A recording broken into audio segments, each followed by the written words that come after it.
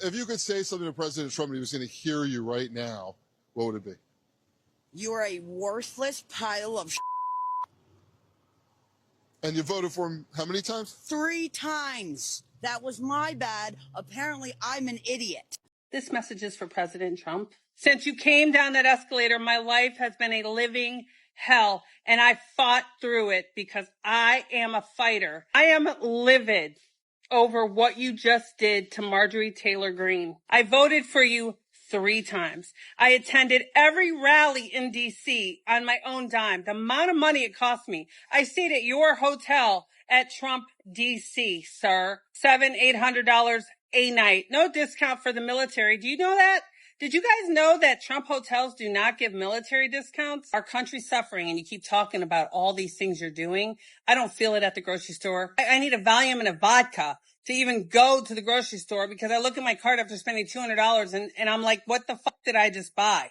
You literally had a communist in your office and you were kissing his ass. I never thought I would ever say this, but I'm no longer a Trump supporter. You're a fucking disgrace. I wanted to believe Trump was the real deal for a long time, even though I had doubts because I knew enough about his business history to think otherwise. But now I regret my support for him, and I should have known better. He's making it plain as day. He's a con man, a liar, doesn't keep his promises. He's in office all for himself, and he doesn't even try to hide his corruption anymore. He's the worst president we've ever had, and he's the most corrupt president we've ever had. I know. Wow. The most corrupt president we've ever had. This is someone who voted for Trump 3 times. Now we're seeing this, and look, we just need to normalize accepting people to come out of the spell, the haze, the cult. Some people said like, oh, well, we know Trump's not a good guy, but at least he's got my best interest. Like that's what people believed. And you know, I've always said one of the best, like, sort of like ideologies I think that I have is that I expect that everyone's trying the best with the information they have. When I think of people in my own family that might vote for things that are against even my own interests and vote for a party that I think doesn't have our best interest, I think, well, my family's trying the best. They're just duped. They're duped. They're sort of brainwashed in a way. They're believing in something maybe through fear. Maybe it shut off the critical thinking part of their brain. Maybe it was a little bit of lead poisoning that lets whatever it may be. I'm telling you guys out there, the best solution as we move forward away from this dumpster fire is that we just accept people that want to come out of this MAGA movement and welcome them with open arms. And don't say, hey, you need to apologize. Hey, you need to. No. Just like we need to admit the Democratic Party has its own flaws. And because of that, it drove people away. Let's go look at the people that aren't taking money. Let's look at the Graham Plattners and the James Tallaricos and those that are running for office that are fresh, young blood, that have great ideas, that will bring back, momentum and energy for fighting for Americans in the middle class. How about that, right? That's what we're trying to do. Within the last month, $6 billion in military funding and weapons funding to Israel, all paid for by the American taxpayers. So I didn't realize when he said America first that his plan for achieving that was literally to drive every other country in the world away from America so that we had to be American first because no one else in the freaking world wants anything to do with us. Brilliant, brilliant plan. Go love your neighbor. Hello, the final report right now reaching my table is that MAGA is turning on itself. And what happens? You know, what happens with MAGA, by the way? Because I see MAGA people are turning against DJT, are turning against the what they believe of American First. And that's the question I'm asking. What happened to America First? Okay? Now, today, I just want us to have a serious conversation about something that is becoming harder and very hard to ignore. Because when you listen to arguments happening inside MAGA right now, when you listen to what happened inside Democrats right now, you start to realize something very, very much interesting. The biggest fight may no longer be between MAGA and Democrats. Okay? That's not the biggest fight. The biggest fight is within themselves. Okay, just watch this. MAGA is dead and burning its own flags. Former MAGA people are torching Trump hats and banners right now as Donald Trump panics over the mass exodus. Lifelong Republican and Trump voter John Gannon from Texas watched ICE and Border Patrol Gestapo swarm and deport his wife, Jasmine Suarez Regis, at Houston's George Bush Intercontinental Airport. He cried on TV saying he would never vote for Trump again after that fiasco destroyed his family. In Ohio, former MAGA voters told MS Now hosts they are done. Trump promised no new foreign wars and lower prices, yet both failed while he pushes tax immunity for his family. One voter said, Trump is just a man with money who thinks he holds all the power and feels none of the pain. Gas and store prices keep climbing, and the war brings zero benefit. Marjorie Taylor Greene posted photos with Thomas Massie, Joe Kent, and Tucker Carlson, declaring they meant no more foreign wars, and Trump betrayed the entire America First movement. These were MAGA's own lieutenants walking away. The base that once roared for him now calls him a pathetic liar who put himself first.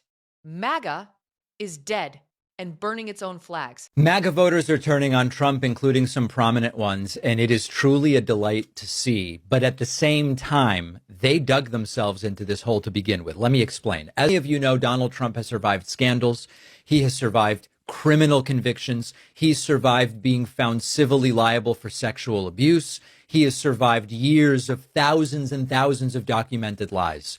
What is happening right now may be even more dangerous politically to the future of MAGA, which is that MAGA voters themselves are realizing that the promise that brought them into this movement in 2024 to begin with was a con job. It was a scam. It was a grift. And some of the people now saying it are coming from Trump's own cultural base. Here is an interview on MS Now yesterday with a MAGA voter who straight up says Trump said no foreign wars and he went back on his word. So listen, he's admitting it publicly. Cool. That takes some courage. It takes some introspection. It takes some ability to reevaluate your beliefs. That's great. That should be praised. But we all told you guys that it was BS. When Tulsi as a Democrat ran as the lone real liberal who's against wars, we warned you. This is BS. Don't fall for it. And then when Trump said, I'm the anti-war president, and Tulsi goes, hey, you know what? Even though I used to be a Democrat, Trump convinced me he's the anti-war president. We warned you. Trump is only willing to say he's anti-war if he thinks it's useful. As soon as he believes that war is what will benefit him, or he wants to do it for ego reasons, or he has a bruised ego and he's going to do it. So it was predictable. And we told these people, but they didn't listen. So it's a very simple complaint, and it's absolutely legitimate. Trump promised to keep us out of foreign wars. He abandoned that promise, and he got us into the war. Did he really make that promise? Yes, he did. He repeatedly says it. There's no confusion. I'm not going to start wars. I'm going to be the one who stops wars. Parents will no longer have their children sent to die in foolish, endless foreign Middle East conflicts. Central to Trump's 2024 campaign and central to Trump's appeal among younger men like this guy. And those in podcast audiences and the anti-establishment voters believed that we've been lied to by the foreign policy establishment and they got us into wars. He made the claim very clearly. And now that Trump started a war, he says, well, I never really guaranteed it. I didn't guarantee it. And that is the scam. You make the promise in language that is so damn clear. And then when you break the promise, you go, well, listen, I mean, sometimes presidents have no choice but to start a war, etc. And so these Trump supporters who have spent years performing cleanup themselves, when Trump changes a position, its strategy and its strategic ambiguity, even if he failed, he either didn't read. Well, this war is shaping up to be an absolute disaster. But the good news, at least, is that MAGA is tearing itself apart. Or better put, Donald Trump is destroying MAGA, which was always going to be the case. MAGA was never going to be a lasting movement because it's not really a movement that believes in anything. It's a personality cult. And the cult leader doesn't actually believe in anything, which some of these fools are finally starting to realize, which is the reason that this whole thing is coming crashing down. I want to read, and this is something we're going to be talking about for a long time. One of my favorite topics. I didn't think it was going to happen to this degree so quickly. When I really expected to see MAGA come crashing down and when they were all going to start turning on each other and turning on Trump was after Republicans got their asses kicked in the midterms.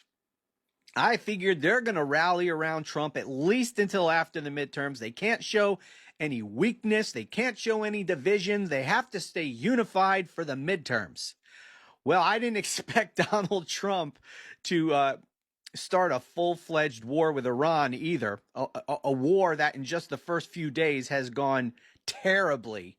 Not at all the way Donald Trump and drunken Pete Hegseth had figured it would go. And so because of that, and because for many people in MAGA, war and Israel, these are fault lines.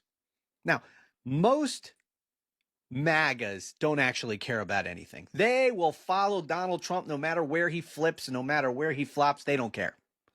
They don't actually believe in a damn thing. They believe in whatever Trump believes in at the moment.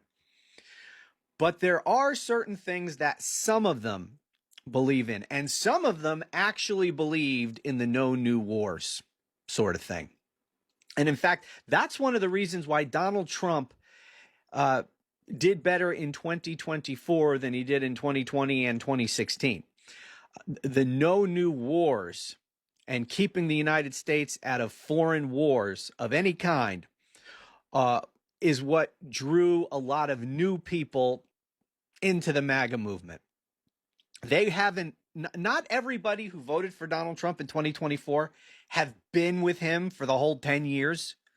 You know, just swept up in the personality cult that surrounds Donald Trump. Some of them came in for some of these issues that he promised them. Of course, he lied about all of these things, but, you know, he promised those, like, you know, that he'd reduce the price of groceries starting on day one. How's that going? By the way, groceries. This isn't a video about groceries, but how's that going? And how about the price of gas, huh? So much better, isn't it? Aren't you glad you voted for Trump? Fucking idiots. Anyway, things are getting so much worse, and there's going to be so much to cover about this MAGA implosion as we go forward.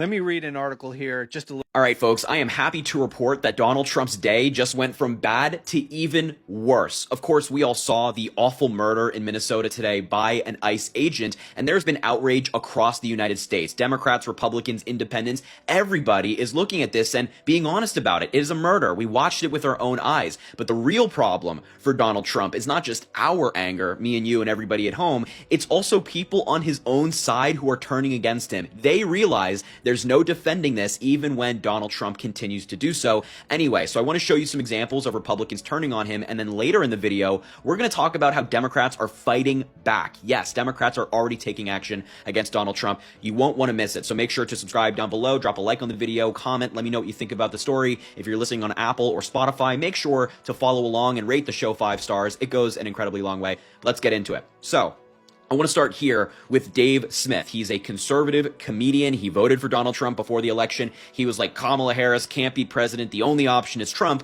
And this is what he's saying about the shooting today. Quote, I'm an immigration restrictionist. I believe that we should have the right to remove any and all people who entered our country illegally. Also, ICE is out of control. A bunch of losers drunk on power going around intentionally escalating violent interactions and intimidating U.S. citizens. They create these tragic situations, and after this gigantic show of force, they won't deport a fraction of the undocumented immigrants who entered under Biden. This is simply not worth it. And I disagree with some things in his statement, especially like the dig at Biden down here, but for the most part, this statement right here, this paragraph, is exactly right. ICE is out of control. They are drunk on power. We have to remember who these agents actually are. I mean, many of these agents were losers who were living in their parents' basement before this, who were just hating the liberals. They just hated immigrants, and then Donald Trump offered them a job, gave them a gun, a vest, and said, go out there and capture people. I mean, these are who these ICE agents are. They are not trained. They have no idea what they're doing. We see these videos coming out on a daily basis. They are not trained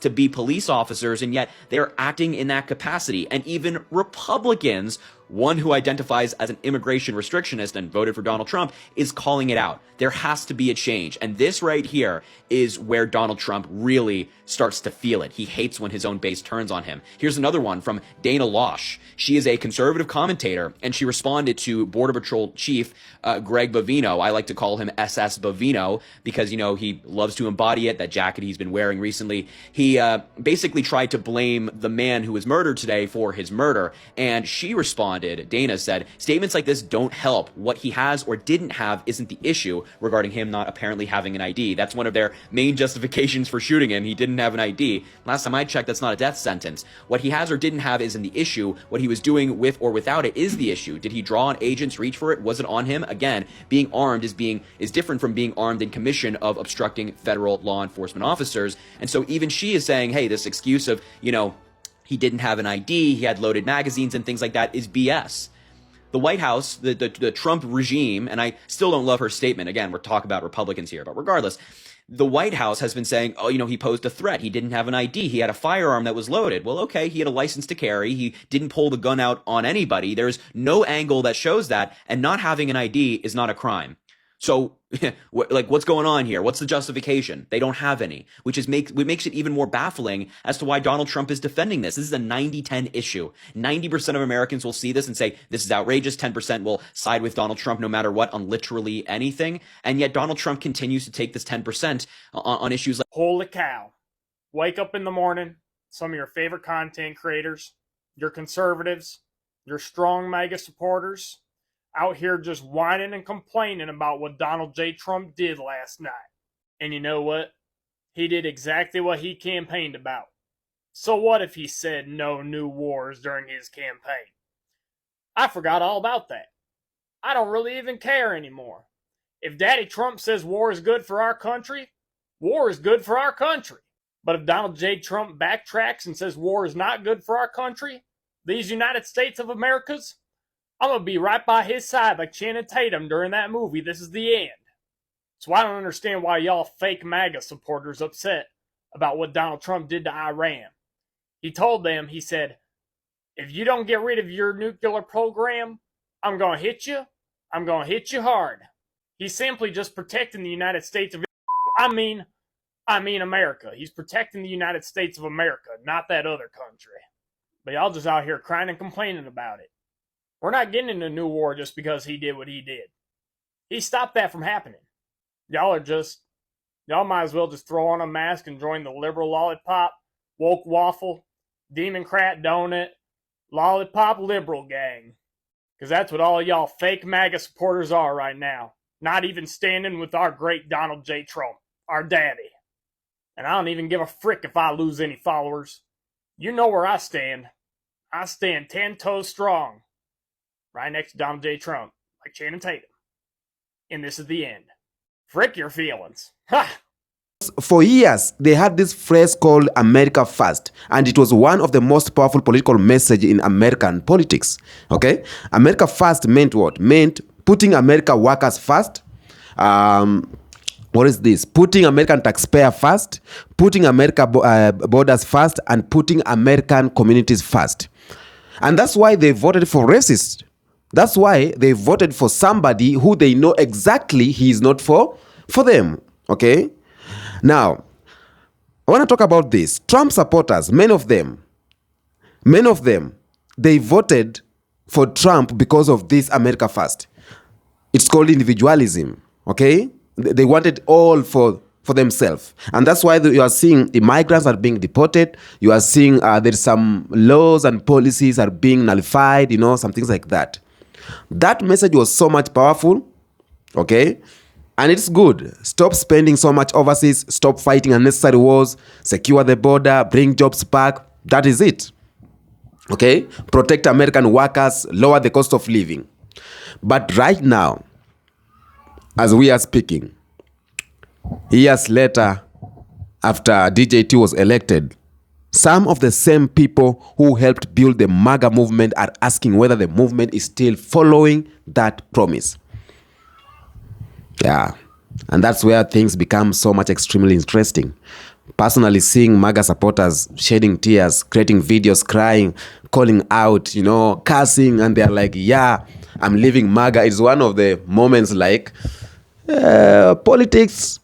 It happens like this anywhere. Not only in Kenya, not only in Nigeria, not only in Tanzania. Even American people can actually cry. Even American people can actually be lied on or be lied to by their own politicians. Because we grew up with this narrative or we grew up with this mentality that American politicians are always working for their own people. But what I'm saying right now, even Donald Trump himself said, I don't care what Americans are going through. I care about the war with Iran, because the Iran conflicts has exposed a major disagreement. Some conservatives believe Trump has every right to use American military power when he believes American security is threatened. But another part of MAGA, they're asking a completely different questions. Why are American soldiers being put into another foreign conflict? That is the question they're asking. Why are American resources being used overseas? And how does this fit with the promise that Americans will stop becoming involved in endless wars? So that question is dividing MAGA. And they are turning against their own. They are turning on its own, And reporting in 2026, it has described that Iran war as a major fracture point within Trump's movement. That is what is dividing America. That's what's dividing MAGA. Okay? MAGA originally grew up partly out of frustration with the traditional Republican establishment. And for years, traditional Republicans were associated with military interventions, free trade, globalization, international alliances, and even some, it's called what? There's this thing that some MOUs with other countries, like which Barack Obama did. Okay? And I'm seeing some MAGA supporters are saying Obama is better projects than DJT. And I'm like, yo, you are the one who are saying, end Obamacare, end this, we don't want this. Obama just go, we have Trump, our own white man in the White House. But right now, I see millions of people are regretting. They are regretting their vote. They are regretting supporting this. And some MAGA voters are asking a lot of questions. And the system does not want these questions to be asked. The system is always against questions. And that's why they always tell you, you just work hard, put your head down, pull up your socks, and everything gonna be all right. Don't ask questions. When black people were asking questions back then, nobody listened to them. Even the normal white people, poor white people, working class white people, they did not listen to black people because they were saying black people complain too much. It's just a poor mentality. It's just they don't care about America. But right now, the same white MAGA supporters or Trump supporters who are not listening, they are the same who are asking these questions. Did we vote for American first? Did we vote for peace? Did we vote to stop sending our children into foreign wars? And now what is happening? These are questions that is dividing America any day, anytime.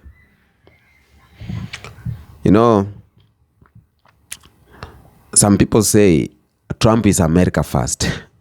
If Trump does something, then it must be America first. Some people say that. Others respond, no, America first is bigger than one person, which I believe too. America first is supposed to be a principle, which I believe too. Okay. In fact, it may become even more important as the 2026 midterm election approach. And then there is another major complaint. That's the economy. Okay, because political slogans sound very different when you are standing inside the grocery stores looking at the price of food, when you are standing at the petrol station looking at the gasoline prices, and this is where another uncomfortable problem emerges for MAGA. Life is not good on them. Economic crisis is on the line. Medicaid is not working. They are being denied even Medicaid, So medication to them has become so much expensive. The school loans, the student loans, now taking your kid to school is so much expensive. Housing is so much expensive. Right now, the Gen Z generation in America cannot afford housing. And that's why you see a lot of them, they are cutting off their MAGA parents because they are complaining, why did you vote for this? We cannot afford this. We cannot afford that. A student going to school, studying hard, getting that degree. But the moment he or she start working, already he has debt she need to pay. You see, political speeches sometimes are good, but actually actions are way more better. People want lower cost of products. People want better opportunities. People want stronger wages. People want secure jobs. Okay? And they wanted the feeling that their government was finally paying attention to them. I saw one Trump supporter was like, yeah, I thought politicians was for, protecting us. I thought politician was for me. Politician is never for anyone. And that's why there's a difference between politician and a leader. Barack Hussein Obama was a leader. Trump is a politician. And that's why he's fighting wars out there. Okay? And now, right now, too, we have tariffs. Tariffs has become part of this argument.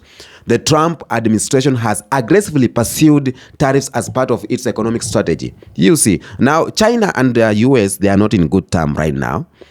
And now China don't care about America. When they fall, they divide. They don't care about that. Supporters of Donald Trump, they argue that tariff can protect American industries and pressure foreign governments. But that's not happening because now other countries are waking up. We have a shift of power. America of 50 years ago, it's not America of today. America where we were growing up knowing that you need to go to America so that you can make it. It's not America of today. America now is something different. It's becoming a third world country. I'm not the one saying. When you see at the professors, Louis Farrakhan talking about this, Shahid King Bolson talking about this, Tim Wise talking about this, Jane Elliott talking about this, and many people, great minds, they are talking about this. America is becoming a third world country. Number one, because of its moral value. Number two, because of the economic crisis. Number three, it's because other countries are taking over. Now, MAGA supporters, maybe you may have achieved the immigrant policies, revoking DEI, you see, and a lot of things that you didn't want black people to have, because some of you voted to punish black people, but they are not punishable. You are the one being punished. So tell me on the comment section, if you are pro-MAGA, what is your next step? Are you still supporting, or are you, defying this? If you're pro-MAGA, if you're not for MAGA, tell me what you think about this. How are you surviving within this government? Peace out.